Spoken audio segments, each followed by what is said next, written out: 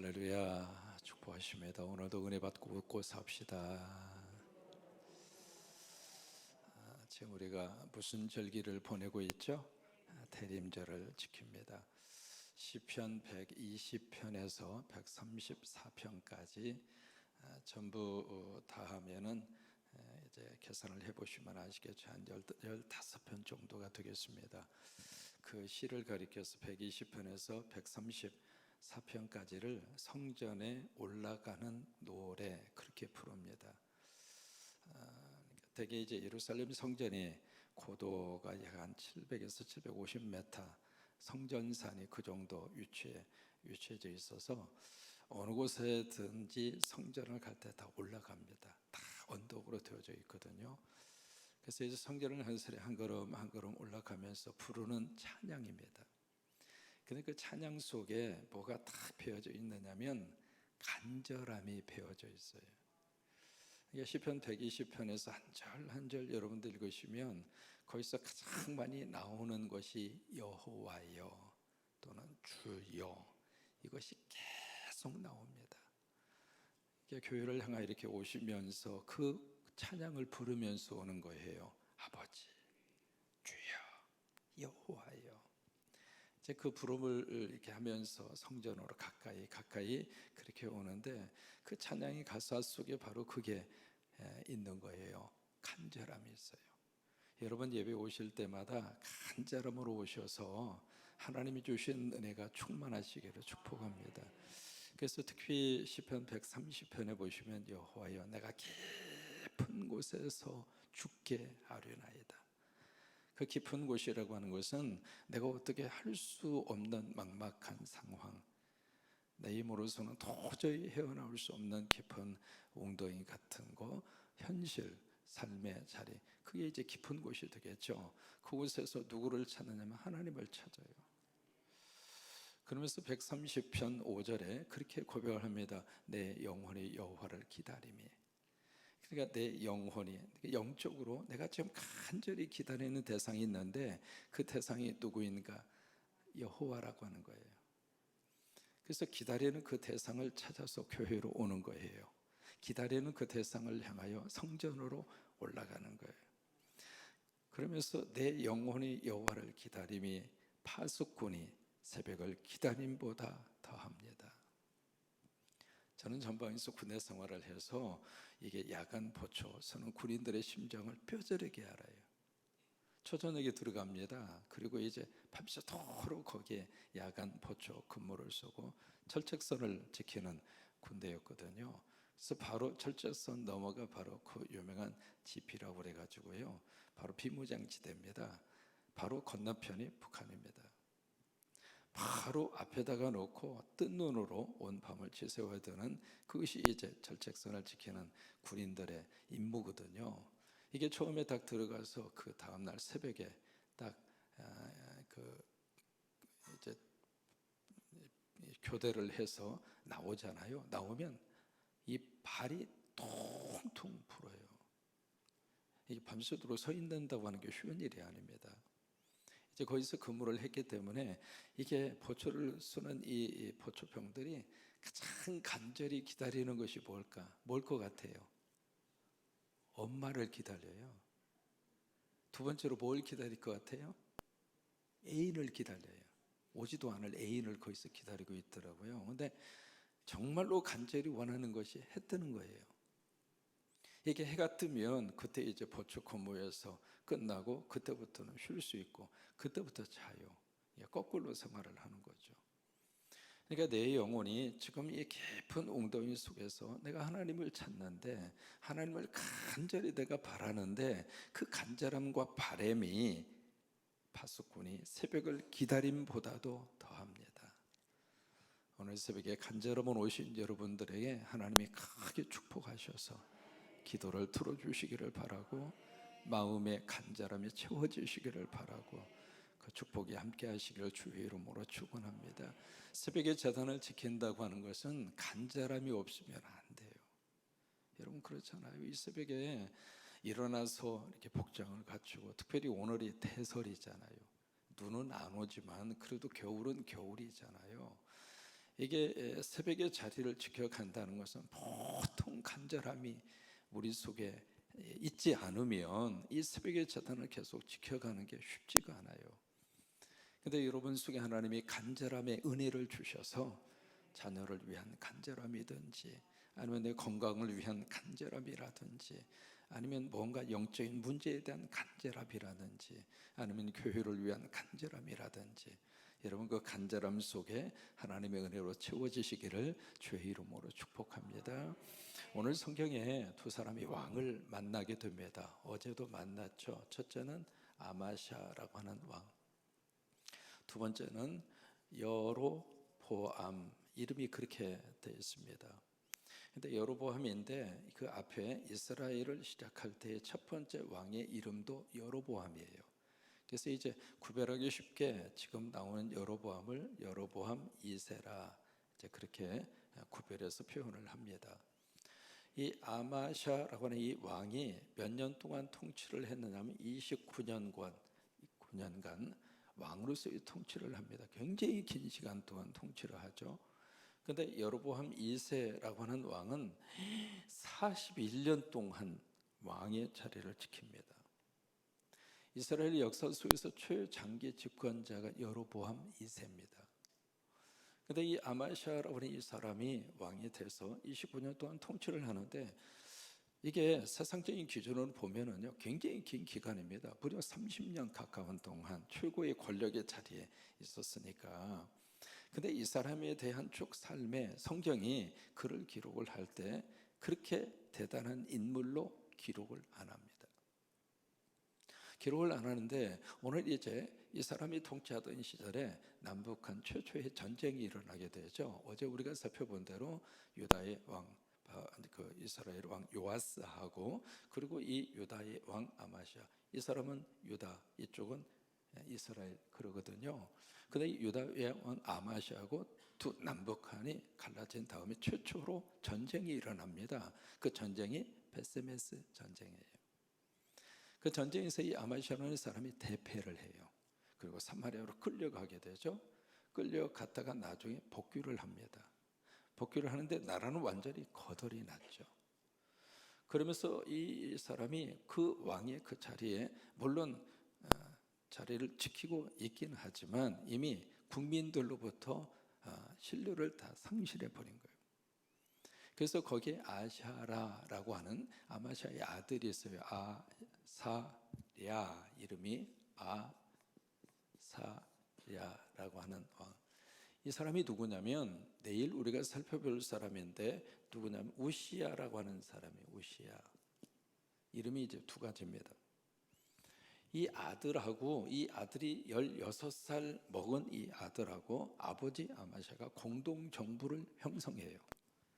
아버지가 이제 힘이 없어진 거죠. 그렇게 해서 이제 15년 동안 베스메스 전쟁 이후에 15년 동안 그 자리를 지켜가게 되는데 여기서 이제 이 아들의 힘이 더 커진 거예요. 커져서 이 아들을 중심으로 뭉친 실세들이 쿠데타를 일으킵니다. 반란을 일으켜요. 참 이 세상 역사는 그때나 지금이나 똑같은 거예요. 그래서 아들을 중심으로 한 이 실세들이 쿠데타를 일으켜서 이 아마시아를 몰아내게 되죠. 그래서 이 쿠데타 반란이 일어나서 아마시아가 도망을 가요. 도망가는데 어디까지 가는가? 라기스까지 도망을 갑니다. 근데 라기스까지 도망을 가는데 여기에 반란을 일으킨 반란군이 자객을 보내서 이 아마시아를 죽여버립니다. 그리고 이제 그의 시신을 가지고 예루살렘에 와서 장례식을 치루었다. 그게 이제 우리 성경 전부 다입니다. 그러니까 왕으로서 이 거의 30년 동안 있었지만은 별로 하나님 앞에서 꺼내놓을 게 없는 거예요. 여러분 우리가 주님 앞에 딱 서는 순간 뭔가 꺼내놓을 것이 있는 것이 축복이잖아요. 세상적으로 아무리 오랫동안 왕의 자리에 있었다 할지라도 이 아마시아는 그 마음과 그 영혼 속에 하나님이 없었어요. 하나님이 없으니까 그의 마지막이 비참하게 끝난 거예요. 여러분 언제나 저와 여러분의 영혼 속에 늘 하나님이 계시는, 늘 하나님을 붙잡고 사는, 그 사람만 하나님 앞에 섰을 때 착하고 충성된 종아, 그 축복을 받을 수 있어요. 그래서 이제 아마시아가 이제 세상을 떠나게 되고요. 여로보암은 이스라엘의 왕입니다. 이 여로보암이 41년 동안 있었는데 최장기 집권자거든요. 이스라엘의 역사 속에서 가장 오랫동안 집권한 사람이 이 사람이에요. 그 다음에 이 우시아라고 하는 사람도 굉장히 오랫동안 집권을 했습니다. 50년 가까이 집권을 했으니까 그쪽은 유다의 나라고요. 그래서 이스라엘 역사 속에서 가장 오랫동안 장기 집권을 하고, 이 여로보암 2세가 통치하던 그 시대가 이스라엘 역사 속에서 가장 번창했어요. 그리고 가장 성장했습니다. 그래서 그 시절을, 그 시기를 가리켜서 뭐라고 이야기하는가? 황금기라고 그래요. 여로보암 2세가 통치하던 41년 동안 이게 경제적으로 굉장히 많이 성장을 했습니다. 국제 무역을 통해서 경제적인 부를 일으킨 사람이 여로보암 2세입니다. 또 하나, 이 사람이 가장 한 것이 바로 국토를, 땅을 확장시킨 거예요. 그래서 여기에 하맛 어귀라고 하는 단어가 나오죠. 그리고 아라바라고 하는 곳이 나오잖아요. 하맛 어귀가 어디냐면 저쪽에 북쪽에 헐몬산 밑에 있는 단지파 그쪽을 하맛 어귀라고 합니다. 가장 북쪽까지 치고 올라갔고, 아라바는 사해입니다.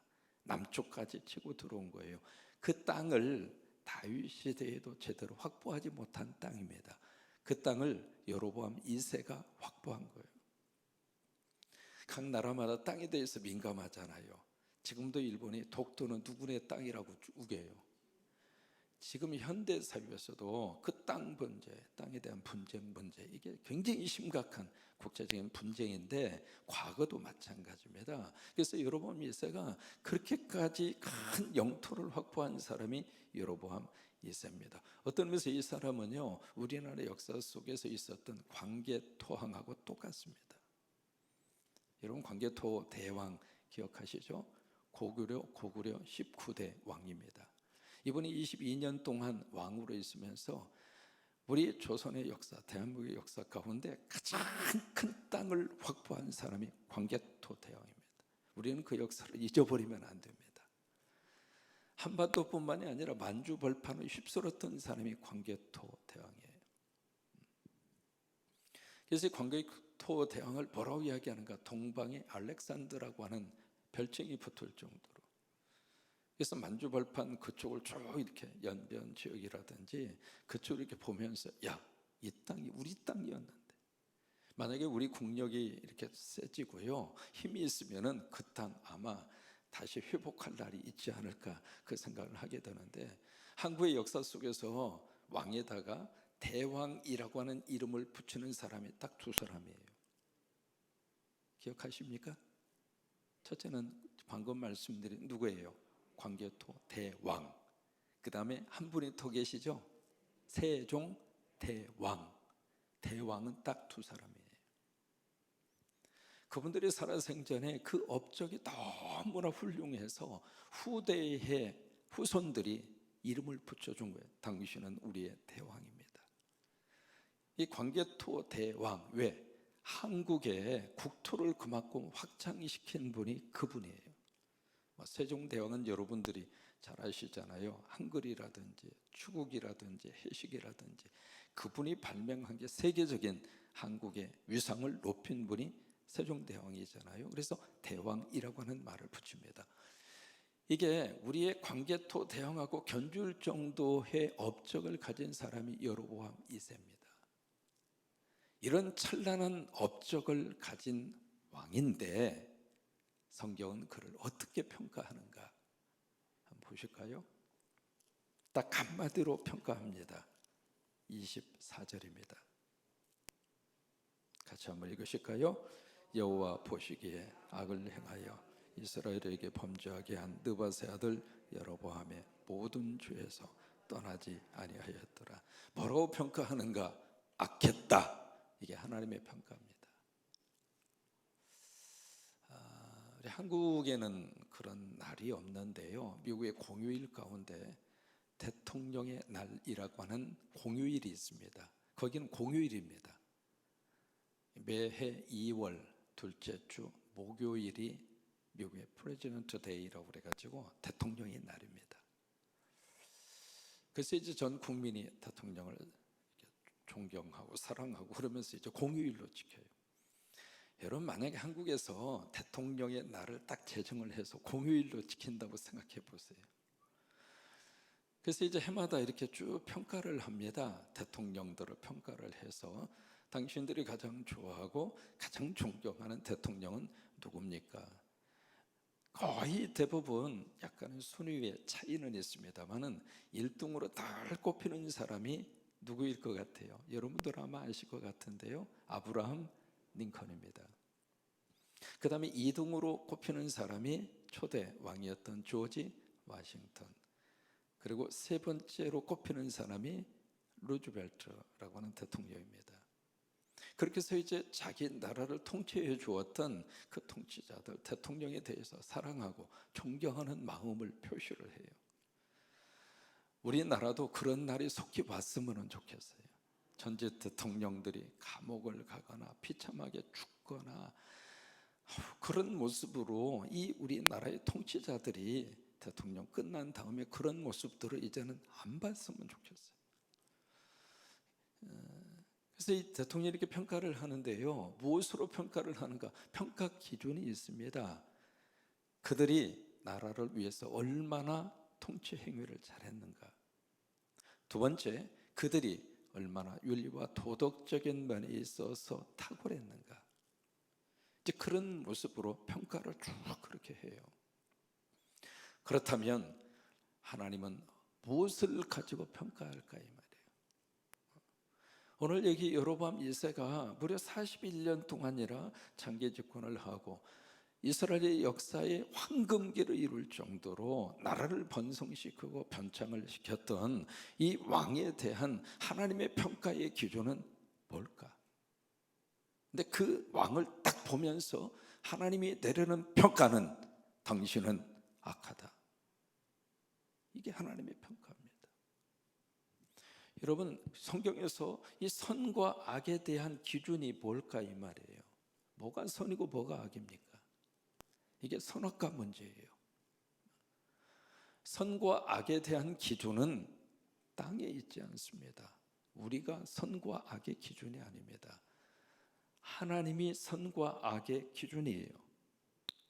여로보암 1세 당신이 악하다, 그 이야기는 당신 속에 하나님이 없다 이 말이에요. 그 차원에서 여로보암 1세를 악하다 그렇게 말씀을 하고 있는 거예요. 윤리와 도덕적으로 부패하고 썩은 정치를 하고 그래서 악하다, 그 말씀을 하시는 기준도 아니고, 그게 아니라 여로보암 속에 하나님이 없어요. 그래서 악하다 그렇게 평가를 내리는 거예요. 여러분, 여기서 우리 한 가지 질문을 던져봅니다. 여로보암 세상적으로 보면은 성공한 왕입니다. 이렇게 큰 성공을 거둘 수 있는 사람이 흔하지가 않죠. 그런데 하나님은 성공했다고 말하지 않습니다. 성공에도 두 가지가 있어요. 세상적인 성공이 있고 성서적인 성공이 있습니다. 돈이 많으면 뭐라고 그러죠? 부자라고 그래요. 여러분, 돈이 많다고 그래서 저 사람 잘 살아 그렇게 꼭 말합니까?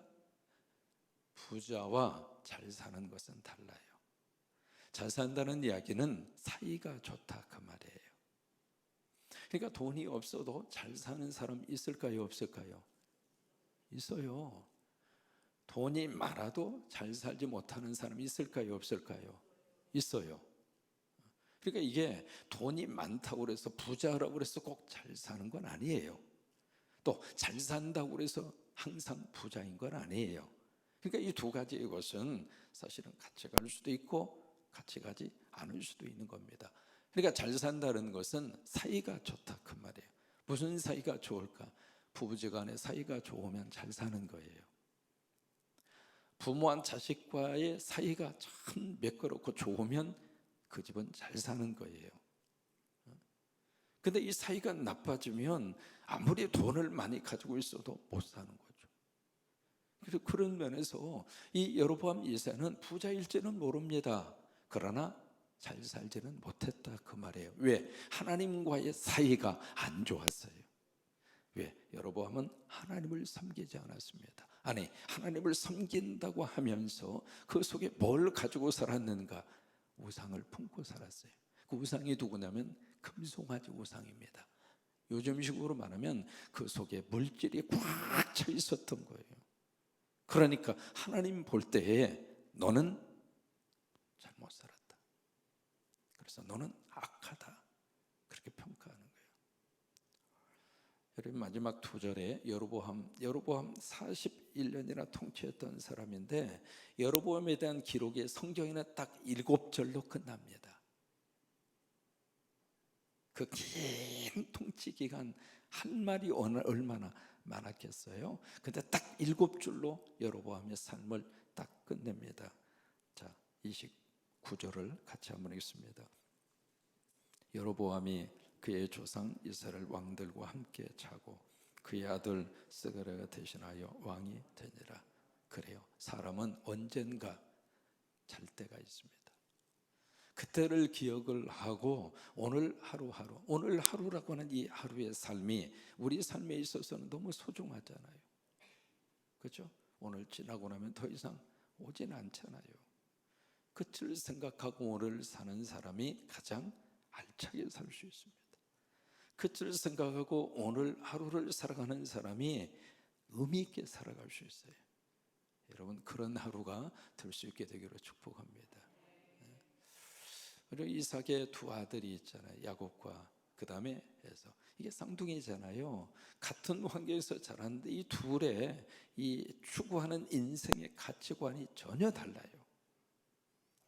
에서는 어떤 타입이냐면, 나는 하나님이 없이도 내 힘으로 살 수 있습니다. 그게 에서의 인생관이에요. 근데 야곱은요, 난 하나님이 없이는 못 삽니다. 그게 야곱이에요. 그래서 넘어지면서도 아이고 하나님, 그렇게 고백하고 살았던 사람이 야곱이에요.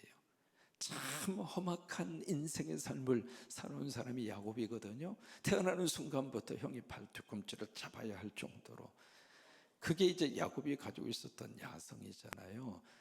이게 자기 자식 때문에도 얼마나 소가리를 많이 했는지 모릅니다. 애주형제 키우던 디나라고 하는 이 딸이 여간 남성들에게 강간을 당하고, 자기가 가장 사랑하는 아내를 통해서 태어났던 요셉, 눈에 넣어도 아프지 않을 정도로 어렸을 때부터 채색 옷을 입힐 정도로 그런 요셉이 짐승에 찢겨서 죽었다고 하는 말을 들어야 할 정도로.